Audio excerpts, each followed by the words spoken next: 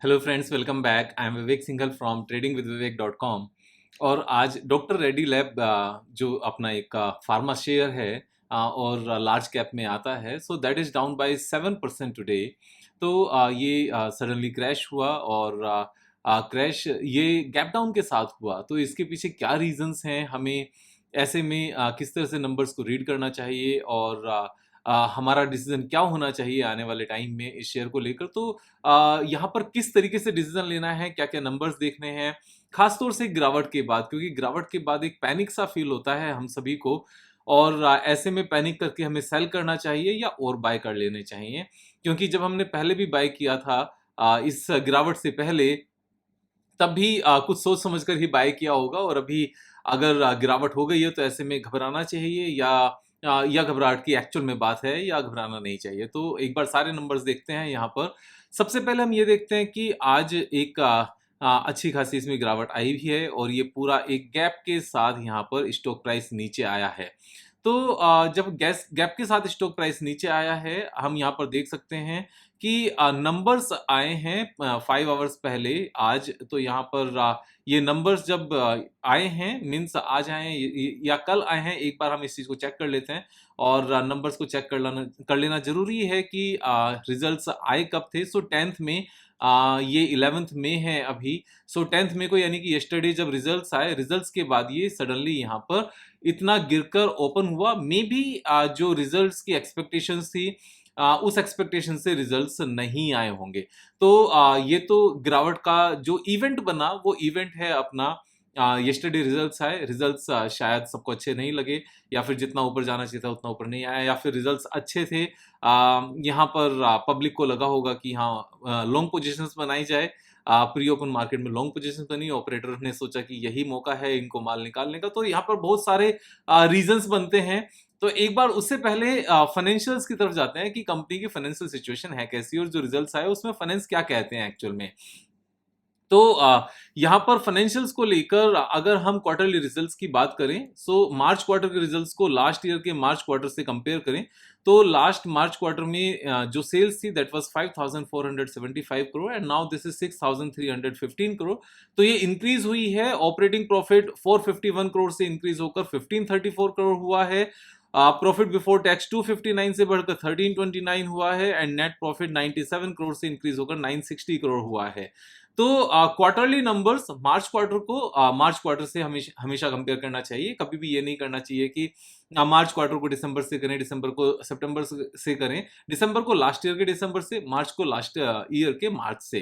क्योंकि कहीं ना कहीं सारी ही कंपनीज के बिजनेसेस सीजनल होते हैं। साइक्लिकल जरूरी नहीं है कि लंबी साइकिल हो मैनी ईयर्स की, लेकिन वो सीजनल कहीं ना कहीं होते हैं। तो ऐसे में सेम क्वार्टर से ही कंपेयर करना चाहिए, और अगर वो सेम क्वार्टर से अच्छे खासे ज्यादा हैं तो रिजल्ट्स अच्छे हैं। तो यहाँ तो साफ साफ नजर आता है जब हम लास्ट ईयर के सेम क्वार्टर से इस साल के अभी लेटेस्ट नंबर्स को कंपेयर करते हैं, तो रिजल्ट्स सभी एंगल से अच्छे हैं। सेल्स भी बढ़ी है, ऑपरेटिंग प्रॉफिट भी बढ़ा है, प्रॉफिट बिफोर टैक्स भी बढ़ा है एंड नेट प्रॉफिट भी बढ़ा है। तो ये तो क्वार्टरली नंबर्स की बात हो गई। अब जब ईयर एंड हुआ है, अभी ईयरली नंबर्स को अगर हम देखें, तो लास्ट ईयर से this year the revenue has gone up, operating profit has gone 70-80% up. तो ये अच्छी बात है। ऑपरेटिंग प्रॉफिट मार्जिन यहाँ पर इंक्रीज अच्छा खासा हो गया है, और profit before tax has gone double, और net profit has gone double. तो ये डबल वाली सिचुएशन है यहाँ पर। अगर आप इस चीज को देखोगे तो लास्ट ईयर से इस ईयर में पूरे साल के नंबर्स देखें तो ये भी अमेजिंग फंटेस्टिक नंबर्स हैं। उसके बाद में एक बार बैलेंस शीट की तरफ जाते हैं। तो बैलेंस शीट में अगर आप देखोगे लास्ट ईयर से इस बार जो रिजर्व है, यानी कि जो शेयर होल्डर्स का कंपनी का अपना पैसा है, वो 4000 करोड़ से इंक्रीज हो गया है। तो ये भी अच्छी बात है, 20% से ये इंक्रीज हुआ है। और बोरोइंग यहाँ पर 2000 करोड़ से कम हो गई है, तो ये भी अच्छी बात है। फिक्स्ड एसेट्स यहाँ पर इंक्रीज हो गई है, ये भी अच्छी बात है। पाइपलाइन है CWIP की, यानी कि आने वाले टाइम में और ये इंक्रीज हो जाएगा, ये भी अच्छी बात है। और इन्वेस्टमेंट भी यहाँ पर बढ़ गई है। तो अगर हम ये ब्रॉडर लेवल पर स्ट्रेंथ की बात करें, तो स्ट्रेंथ को लेकर ये सारे नंबर्स अमेजिंग है, यानी कि कंपनी के जो फाइनेंशियल्स हैं वो स्ट्रॉन्ग हैं और किसी भी तरह की यहाँ पर दिक्कत नहीं है, बल्कि यहाँ पर इंप्रूव ही हुई है सिचुएशन। अब बात करते हैं यहाँ पर बैलेंस शीट को देखकर और नंबर्स को देखकर वैल्यूएशन की, कि ऐसा तो नहीं है कि स्ट्रॉन्ग तो है लेकिन ओवर वैल्यूड है इसलिए नीचे आया होगा। तो इस बात को भी यहाँ पर चेक करते हैं, और चेक करते हुए एक बार देखते हैं कि इसका पी रेशो कितना है। P ratio is 16.6 and return on capital employed is 26.2। तो इस हिसाब से पी रेशो 16.6 बिल्कुल भी महंगा नहीं है, खास तौर से फॉर ए कंपनी जिसके ऊपर सिर्फ और सिर्फ 6% का डेट टू इक्विटी रेशो हो और 25% 30% के आरओसी वाले क्लब में ये आती है। तो this is means over valued तो कहीं से भी है ही नहीं, बल्कि इस तरह की कंपनीज जो आरओसी है उसके आसपास का पीई कमांड करती हैं। तो यहां से पीई का एक्सपेंड हो सकती है, नीचे जाने का मीन्स ओवर वैल्यूड कहीं से भी नहीं है, मीन्स मीडियोकर है या अंडर वैल्यूड है। अंडर वैल्यूड ही इसको कहना ठीक रहेगा इस हिसाब से। उसके बाद अगर हम देखें कि पी रेशो की रेंज क्या रहती है, लास्ट 10 ईयर्स में पी रेशो की रेंज क्या रही है, अगर आप इस चीज को देखो तो अभी लोएस्ट एवर लेवल पर है। इससे पहले सेम पी रेशो जो लोएस्ट एवर था वो नवंबर 19 में था, उससे पहले 20 के आसपास 19 का लेवल था, फरवरी 16 में, और उससे पहले मई 14 में 19 का लेवल था। तो 19 का लेवल रहा है और अभी ये 16 के लेवल पर है, लोएस्ट एवर लेवल पर है। नवंबर 19 में भी सेम लेवल बना था और उसके बाद में सीधा सीधा ऊपर गया था। अगर मीडियन की बात करने लगे तो मीडियन भी 27.5 है, और यही मैं आपसे कह भी रहा था कि 26.2 का अगर आरओसी है तो इतने के आसपास यहां पर पी रेशो जा सकता है। ऐसा जरूरी नहीं है कि अगर किसी कंपनी की आरओसी 70-80 है तो उसका पी रेशो 70-80 होना चाहिए, this is not what I mean. लेकिन जो कंपनीज की बैलेंस शीट यहाँ पर स्ट्रॉन्ग है, एक अच्छा बिजनेस है, नेट प्रॉफिट ग्रो हुआ है क्वार्टरली बेसिस पर भी, ईयरली बेसिस पर भी, डेट इक्विटी रेशियो यहाँ पर कम हुआ है और अपना पैसा इंक्रीज हुआ है, और यहाँ ये एक स्ट्रॉन्ग कंपनी है, तो ऐसे में 25-30 का पी यहाँ पर मिल जाता है कंपनीज को, उसमें कोई दो राय नहीं है। उसके बाद में एक बार अगर पीयर ग्रुप कंपनीज की बात करने लगे, कि हमने इंडिविजुअल तो यहाँ पर चेक कर लिया कि कितना वैल्यूएशन होना चाहिए, पीयर ग्रुप में अगर हम बात करने लगे तो पी रेशो अगर देखें, सन फार्मा यहाँ पर 28.75 P, Cipla 28.56 P, doctor Reddy ही यहाँ पर सबसे सस्ते पीई पर है। टोरेंट फार्मा भी ज्यादा है, मैनकाइंड भी ज्यादा है, जाइडस भी ज्यादा है, एल्केम भी ज्यादा है, और जो मीडियन है इंडस्ट्री का वो भी 25 है। तो ये इस हिसाब से भी अंडर वैल्यूड है। उसके बाद रिटर्न ऑन इक्विटी की बात करने लगे तो रिटर्न ऑन इक्विटी यहाँ पर ये स्ट्रॉन्ग है, अच्छा है, तो ये एक प्लस पॉइंट है। तो यहाँ पर सारी ही चीजें तो स्ट्रॉन्ग है, मींस आरओसीई सबसे ज्यादा है, पीई सबसे कम है, आरओई सबसे ज्यादा है। तो और यहां पर अगर प्राइस टू बुक वैल्यू देखने लगे तो प्राइस टू बुक वैल्यू भी ये बाकी पीयर के कंपैरिजन में सस्ता है।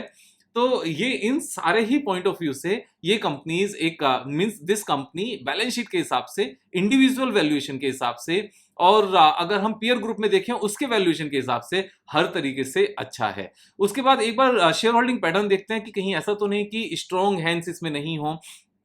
तो प्रोमोटर्स के पास 26.69 है, लेकिन एफआईआईज 27 है, डीआईआईज 23 है, और पब्लिक के पास 22.78 है। लेकिन 22.78 में से पब्लिक में से 11% तो जेपी मॉर्गन चेज के पास है, एंड यहां पर एचडीएफसी पेंशन फंड के पास है 2%। तो 11 एंड 2 13 यहां से निकाल देते हैं, 22 में से यहां पर 13 निकाल दे तो 9% बचता है सिर्फ रिटेल पब्लिक के पास। तो ये वाला जो पॉइंट है ये भी यहां पर स्ट्रॉन्ग है, ऐसा नहीं है रिटेल पब्लिक के पास ज्यादा है, रिटेल पब्लिक के पास सिर्फ 9% शेयर होल्डिंग है।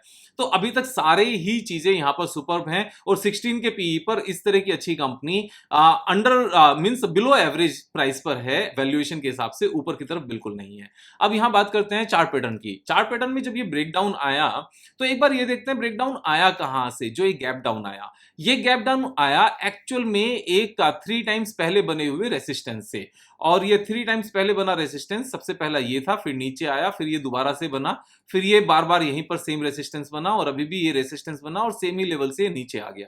तो रेसिस्टेंस से एक बार इस तरीके से नीचे आना, खासतौर से जब ये आपको इस तरीके से कोई एक यहां पर reverse head and shoulder pattern तक का पैटर्न बनते हुए नजर आ रहा हो, तो जनरली ऐसा देखा गया है कि जितनी डेप्थ हमारी लेफ्ट शोल्डर की होती है उतनी ही डेप्थ राइट शोल्डर की भी जनरली बनती है, क्योंकि ऑपरेटर चाहता है जब यहां से ऊपर लेकर जाना ही है तो थोड़ा सा और यहां पर मेहनत कर लो, थोड़ा सा एक बार डरा दो और डराने के बाद में फिर से यहां से ऊपर लेकर जाओ। अब जब फिर से ऊपर लेकर जाने की बात होती है, अब हमने यहां पर एक बार इसका डिटेल में भी देख लेते हैं कि 15 मिनट्स की कैंडल पर किस तरह की यहां पर पिटाई हुई, किस तरह की यहां पर पैटर्न बने। तो जितना भी गिरावट थी वो पहले ही 1 2 3 कैंडल्स में आ गई, उसके बाद में ये एक ही रेंज में लगातार घूमती रही है। अगर आप इस रेंज को देखना चाहते हो तो ये बेसिकली इस तरीके से एक ही रेंज में रही पूरे दिन लगभग, बहुत ज्यादा फर्क नहीं रहा। तो जितनी भी गिरावट आई वो पहले 1 आवर में आई और सबसे पहली कैंडल में ही मेन सारी गिरावट आ गई। अगर उसके बाद उससे एक 1 मिनट कैंडल पर भी अगर आप इसको देखना चाहें तो यहां पर 3 4 5 कैंडल्स में लगातार गिरावट आई, मींस फर्स्ट 1 आवर में जितनी गिरावट आनी थी उतनी गिरावट आ गई। उसके बाद तो एक ही रेंज में जितना माल भरना था सारा का सारा भरा गया। तो ये सेम चीज है, एक पैटर्न बनना है, यहां पर लास्ट चांस है ऑपरेटर के पास वापस से भरने के लिए। अब बात यह आती है कि और नीचे आ सकता है क्या। ऑफ कोर्स कोई भी शेयर खरीदने के बाद और नीचे आ सकता है, और अगर और नीचे आता है तो इसकी जो सपोर्ट आती है वो इस लेवल की आती है 4160 के आसपास, क्योंकि सेम लेवल पर ही इसने बार बार सपोर्ट ली है। और जो लास्ट इमीडिएट सपोर्ट थी, हम इसको बिल्कुल ठीक कर लें तो वो 4181 के आसपास थी। करंट प्राइस से लेकर 4181 कितना डाउन है, दिस इज 7% डाउन। तो इतना डाउन आ सकता है, ऑफ कोर्स आ सकता है, लेकिन अगर ये डाउन नहीं आता है और यहां से ऊपर की तरफ चला जाता है, क्योंकि ये एक reverse head and shoulder pattern बनता है, तो इसके टारगेट्स क्या आते हैं टेक्निकली, एक बार इस चीज को भी समझ सकते हैं। तो टेक्निकल टारगेट उस केस में आता है 6123 और 6123 नहीं 6233। अगर करंट प्राइस से ही ये घूम जाए ऊपर की तरफ को तो हमारा टेक्निकल टारगेट है 37.74%। लेकिन एक बार 7% डाउन आने के बाद में वापस से चले तो यहां से ये हमारा टारगेट हो जाता है फिर 48% 50%। तो अगर करंट प्राइस से भी लिया जाए तो 37.74% है। आई डोंट थिंक 1 ईयर से ज्यादा इसको टाइम लगेगा वहां तक पहुंचने में जो इसका टेक्निकल टारगेट है। और एक और पॉइंट, इंपॉर्टेंट पॉइंट ये है, जो करंट प्राइस है सेम प्राइस पर ये अवेलेबल था जुलाई 20 में। अगर आप इस बात को ध्यान दो, जुलाई 20 में, यानी कि 3 इयर्स बैक, जुलाई 20 से पहले जो ईयरली रिजल्ट्स थे वो कौन से होंगे, मार्च 20 के होंगे। तो अगर मार्च 20 का हम एक बार नंबर्स देखने लगे कि मार्च 20 में कितना नेट प्रॉफिट था, तो मार्च 20 में नेट प्रॉफिट था 2000 करोड़ का, अभी कितना है 4500 करोड़, 3 टाइम्स हो गया है, मींस 2.5 टाइम्स हो गया, 24% बढ़ा है, ठीक है, डबल हो गया है। और जो रेवेन्यू थी 17,000 करोड़ की वो बढ़कर 24,000 करोड़ हो गई है। तो ये भी 50% से ज्यादा की यहां पर ग्रोथ है। तो ये सारी ही चीजें मेरे हिसाब से यहां पर अच्छी हैं, किसी भी तरह की घबराने की जरूरत नहीं है। अगर है तो रख सकते हैं, लेकिन मेरी यहां पर राय नहीं है। मैंने सारी चीजें बता दी कि करंट प्राइस से नीचे भी जा सकता है और यहां से 7-8% और नीचे भी जा सकता है। वहां पर स्ट्रॉन्ग सपोर्ट्स हैं और highest ever numbers company post कर रही है। एक पैटर्न बनने की यहां पर जरूरत थी, वो पैटर्न बनते हुए नजर आ रहा है।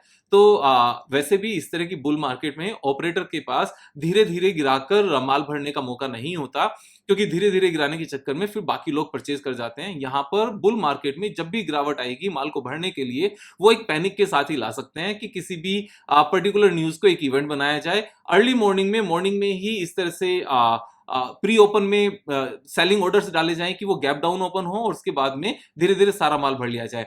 क्योंकि अगर एवरीडे थोड़ा थोड़ा सा गिराएंगे तो बीच में पब्लिक आकर चीजों को समझ के यहां पर गिरने नहीं देगी और बल्कि उल्टा बाय कर लेगी। पब्लिक को बुल मार्केट में डराने का एक ही तरीका है कि पैनिक के साथ चीजें गिराई जाए, 7-8% गिराया जाए और उसके बाद में वापस से इसको भरकर ऊपर ले जाया जाए। तो ये सारी चीजें हैं। साथ में मैं एक और चीज बताना चाहता हूं कि जो मेरे पेड ऑनलाइन कोर्सेज थे, उन पेड ऑनलाइन कोर्सेज को मैंने सारे ही सबके जनरल हित के लिए, जिससे हम सभी लोग सीख सकें, वो वीडियोस ऑनलाइन अपडेट करनी शुरू कर दी हैं। 2 वीडियोस ऑलरेडी अपलोड हो चुकी हैं हिंदी वर्जन की, और इंग्लिश वर्जन जैसे ही हिंदी की 6 वीडियोस अपलोड हो जाएंगी, एवरीडे मैं कर रहा हूं। उसके बाद में इंग्लिश वर्जन की भी 6 वीडियोस ऐसे ही मैं अपलोड करूंगा। आई वॉन्ट कि हम सब लोग यहाँ पर सीखें, अच्छे से सीखें, सीखकर काम करें। इन वीडियोस को आप अच्छे से लोगों में बांटो, उनको शेयर करो, जिससे वो भी सीख सकें और अपना भी भला हो, सबका भी भला हो। साथ में सबका भला होगा तो ब्लेसिंग्स मिलेंगी, और ब्लेसिंग्स के बिना इस दुनिया में कुछ काम नहीं होता। तो जितने भी लोग बड़े हैं वो उन लोगों को काफी लोग चोर कहते हैं, बदमाश कहते हैं, बुरे लोग कहते हैं। लेकिन सच्चाई में देखा जाए तो वो बड़े लोग एक्चुअल में ब्लेस्ड हैं और उन्होंने कुछ अच्छा किया होगा तभी वो ब्लेस्ड हैं, और उन लोगों को गलत कहकर, चोर कहकर शायद हम अपने कर्मों को और ज्यादा खराब कर रहे हैं। तो इन सब चीजों को हमने पुलिस डिपार्टमेंट पर और जो अपना प्रशासन है, एडमिनिस्ट्रेशन है, जो अपनी सुप्रीम कोर्ट है, उनके ऊपर छोड़ देना चाहिए। जो कोर्ट्स हैं बेसिकली अपने हाथ में नहीं लेना चाहिए। मीन्स बातों को ही कहने में, this is what I mean to see. तो जिनको जो भी करना है वो अपने हिसाब से करेंगे। मेरे हिसाब से हम अपना काम करें, अपने परिवार को यहाँ पर अच्छा रखें तो अच्छी चीज होगी। मैं यहाँ पर जो चीज कहने की कोशिश कर रहा हूँ वो ये कि रिच लोगों को बुरा बोलना बंद करेंगे अगर हम, तो शायद यूनिवर्स भी इस बात को समझेगा कि ये रिच को डिसलाइक नहीं करते, ये रिच को पसंद करते हैं। तो इनको भी रिच बनाया जाए। रिच को अगर हम डिसलाइक करते हैं और उनके बारे में बुरा बोलते हैं तो यूनिवर्स भी यही चीज समझता है कि इनको रिच लोग पसंद नहीं है, इनको रिच मत बनाओ। और जो रिच को अप्रिशिएट करते हैं वो इस तरह के सिग्नल्स आते हैं कि ये रिच को अप्रिशिएट करते हैं, ये रिच इनको अच्छे लगते हैं, तो इनको रिच बनाया जाए। मेरी ये बात समझ में नहीं आती है तो एक्चुअल में करके देखना, आपको शायद चेंजेस नजर आएंगे। फील आना शुरू होगा आपको, आपके जीवन में अच्छे बदलाव आने शुरू होंगे अगर इन चीजों को यहाँ पर समझा जाए। वीडियोस देखते रहिए, दोस्तों में शेयर करते रहिए, मैं सिखाता रहूंगा, आप सीखते रहिए। और यहाँ पर कल फिर मिलेंगे एक नई वीडियो के साथ। तब तक जय हिंद।